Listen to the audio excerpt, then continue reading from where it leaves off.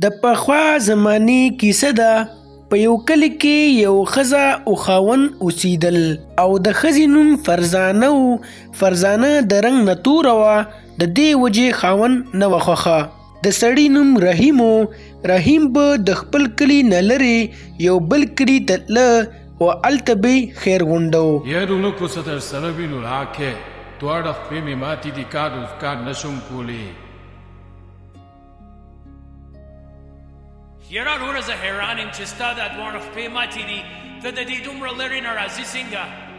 یاره وره تا ته څه پته ده، زه خو په لاحقو دې ځای ته راځم، ما ته خو ډېر تکلیف وي. رحیم دوکهباز هم و او کنجوسه هم و. هلکه رحیمه په دې کال کې خو ډېره پیسه ده، د ورځې 5-6 ځله ګټم، دومره خو خلک نه ګټي. او دغسې به رحیم روزانه خیر غوښته او پیسې به جمع کولې.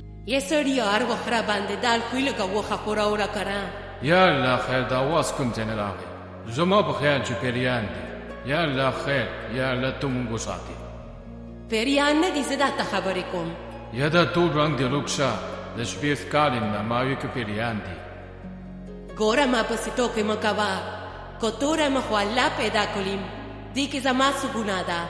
او دغسې به هره ورځ د دوی دواړو دغه جنګونه وو. په دې کلي کې یو بل هلک هم و چې د هغوی نوم فرید و. فرید د میوو یو ورکوټې شان دکان و. لږ ساعت پس فرید له رحیم راشي. یا لکه څنګه وایه که نه، میوه ارزانه ده که ګرانه؟ میوه خو به درکړم، خو یو تپوس مې درنه کو. ما وی کلي کې ښکارې نه، چېرته کار لځي؟ زه خو نور آباد کلي ته ځمه، هلته زما د کپړو کارخانه ده، غټ کاروبار مې دی او ډېر ښایسته کار مې چلېږي. ښځه ته داسې وکړه داسې خرابه شان میوه ترې راکړه چې ښه ارزانه وي، یو میخه مې ساتلې د هغې راوړم. او دې نه پس فرید رحیم له ټوله خرابه میوه راټوله کي او وری کي. دا واله ټولې میخې میوه مې راوړه، اوس ورته کښېنه او ویې خوره. دا خو دې راله بیا ټوله خرابه میوه راوړه، پوره یو میاشت پس راولي او هم خرابه. ډېرې خبرې مه کوه، دا واخله، که خوري وخوره او که نه خوري مه خوره، دا ټول مخ دې نیولی دی. دغسې ورځې تېرېدې. یو ورځ رحیم د ماښام کور ته روان و چې یو ښایسته شان جینۍ ولیده. جینۍ ته موټرسایکل خراب شوی و او خفه ولاړه وه. دا ته ولې داسې خفه ولاړې؟ که څه مسله یې نو ما ته ووایه، زه به یې درله حل کوم. یاره جیده موټرسایکل مې خراب شوی دی، خو څوک چې زمان به ددو کی. وینې تویې له دې ته خفې، زه یم که نه، زه به یې د لوس مصري رابوځم او سم به یې کوم.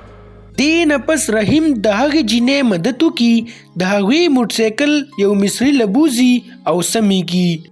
دا واله موټرسایکل یې سم شو. ډېره مهرباني. خو دا راته ووایه د موبایل نمبر دې څه دی؟ ولې زما په نمبر څه کې؟ اصل یې په کار مې دی. ښځه ولیکه. او دغسې د رحیم او د هغې جینۍ خبرې شروع شي. رښتیا دا ووایه جینۍ چې نوم دې څه دی؟ زما نوم خو ګلفري دی، خو دا راته ووایه چې ستا څه نوم دی او څه کاروبار کې؟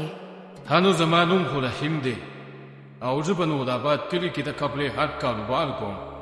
او دغسې به اوس دې دواړو خبرې هم کولې او روزانه به ملاقاتونه هم کول. یو ګینټو شو چې رحیم ته په انتظار ناست یم او هغه لا رانغی، پته نه لګي چې چېرته ورک شوی دی. او ګلپري دا سوچونه کوي چې په دې کې رحیم راشي. وایه که نه ګلپري څنګه؟ بس خبرې مه کوه، زه روښانه یم. دا ولې ته خو خفه یې؟ خیر خو دی. یاره زه کله هېر شوم چې هغه د کارخانه ده، کله یو کال وي او کله بل کال وي، نو ځکه. او دغسې دې دواړه خبرې کوي چې اچانک د رحیم ګاونډی رحیم د دغې ښځې سره وویني. دې نه پس هغه جینۍ د رحیم ښځې ته ټوله کیسه بیان کړي. یه سړیه دا راته ووایه، ته د نورو جنکو سره ولې ګرځي؟ جواب را. نو څه وکړم ګرځم به نه، په تا بدرنګه باندې څه کوم؟ دا ټول مخ دې نیولې دي. که تور یم او که سپینه، خو ستا هره خبره منم او ستا خدمت هم کوم. مه مې کوه خدمت، زه چې تعلقه شه نه مې پکا. او دې نه پس فرزانه خپل بیگ تیار کی او د مور کره لاړه شي. په سبا باندې رحیم د ګلپري کور ته تللی وي. دا وګوره کنه، دا زما کور دی، وایه کنه رحیمه، وختي شو کنه. هلکه رحیمه سم چانس دی واحدې، اوس به په یو ځل مانداره شم، دا خو سمه مالداره ده. ډېر سوچونه مه کوه، دا راته ووایه چې خپل کور به راته کله ښې. زه هم ستا کور لیدل غواړم. یاره اصل کې خبره داسې ده که نه چې زه ښه مالدار یم او ښه پیسې دي راسره، خو زه لږ عاجز مزاج یم. زما داسې کچه شان کورونه خوښي، نو زه په یو کچه کور کې اوسېږم. بس خیر دی، هر رنګه چې وي زه لیدل غواړم. ښه نو بیا سبا راشه. په سبا چې ګلپری د رحیم کور ته راشي او د رحیم کور وویني نو لږه شان خفه شي. دا وګوره که نه ګلپري، دا زما و کچه کور دی.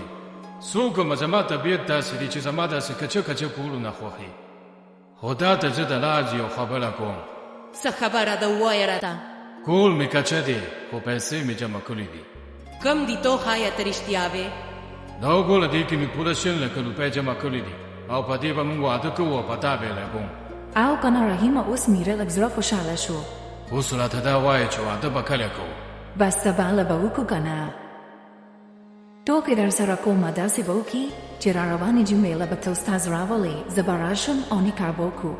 په سبا باندې فرید په منډې کې خفه ولاړو ځکه چې د میوو قیمتونه زیات شوي وو. ولې فریده ولې خفه ولاړې؟ خیر خو دی که څه مسله یې نو ماته ووایه. یاره څه به درته ووایم، ما خو دوکان له میوه وړه، خو دا خو ډېره ګرانه ده، اوس په څه کوم؟ هلکه نو لا باید کلي کې خاطه منډې لګي، هلته لاړ شه، هلته به درته میوه ارزانه میلو شي. او دې نه پس فرید نورآباد کلي ته د میوې اخیستو دپاره روان شي او په نورآباد کلي کې رحیم خیر غواړي چې فرید یې وویني. یې لکه رحیمه دا ته څه کوې؟ ته خو خیر غواړې، دا ستا د کپړې کاروبار و. زه خو به اوس کلي کې ټولو خلکو ته وایم چې رحیم هلته خیر غواړي. هلکه رحیمه هسې به م هفته پس ګلپري سره واده کې او مالداره به شو، نو بیا خیر سره غواړه.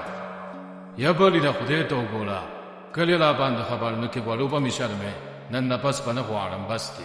دغسې ورځې تېرېدې، د جمعې ورځ راغله. رحیم استاد راوستی و او د ګلپري انتظار یې کولو او لږ ساعت پس ګلپري راشي. رحیمه زه راولم، خو لږ ناوخته شو، خفه نه شي، وایه اوس به څه کوو؟ او که نه موږ سره خو دې غم کو، زه راځه کښېنه چې نکاح رالې وتولي. د نیک کار نه مخکې اول خله خوله خوږئ، اورېږه شربت به اول وڅښو، بیا به نکاح وتړو. دې نه پس ګلپري شربت تیار کی خو په هغې کې د بېهوشۍ دوايي واچوي.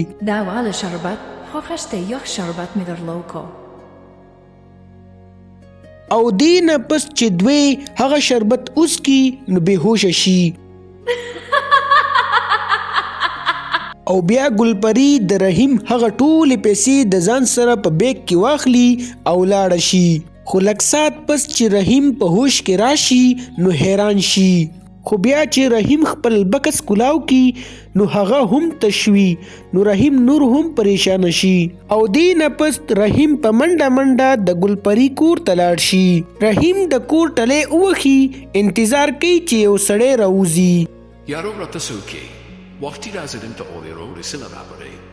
یاره چې هغه لور ته دې اواز کا، ګلپري ده، زما ورسره لږ کار دی. دا ته څه ویې لیونې که سمې؟ زما لور خو نشته، زه خو دلته یوازې اوسېږم. دا ته څه وایې ماما؟ ولې هغه ګلپري جینۍ چې واده ته راوسته شوه؟ وروره به خو نن تللې ده، دا خو زما کور دی، هغې ما نه یو څو ورځو دپاره راوستي وو. وی خرج شوما. او دغسې رحیم سره هغه ګلپري جینۍ دوکه وکړي.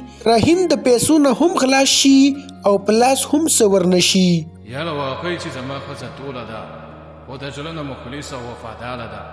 زما یې ټول عمر خدمت کړی دی او زما یې هره خبره منلې ده. رحیمه تا ته د هغې عذاب ووایي. په سبا باندې رحیم د فرزانې پسې د هغوی د مور کور ته لاړ شي. فرزانې زه تا پسې راغلی، ما به تا ډېر ظلمونه کړي دي، ته مې ډېره خفه کړې، زه تا نه معافي غواړم. راځه چې کور ته ځو. زه به چې لاړه شه، خاوند درپسې راغلی دی، خپل کور مه ورانوه. دې نه پس رحیم خپله ښځه واپس کور ته راولي او هغوی ته ټوله کیسه بیان کی. زهر د سړیه زه در سره یم که نه؟ ته رښتیا وې؟ او که نه سړیه، بس هر څه چې وشو هغه پرېږده، خو بیا دپاره داسې کار مه کوه، د غلط کار غلط انجامي. او دې نه پس رحیم د فرید سره خوا کې د سبزۍ ګاډۍ ولګوله او سبزي به یې خرڅوله. هډوکان والې، پیاز والې، او راشه د ماتړم غواړي. او دغسې به اوس رحیم حقه حلاله مزدوري کوله او د خپلې ښځې سره به په خوشحالۍ ژوند تیرولو.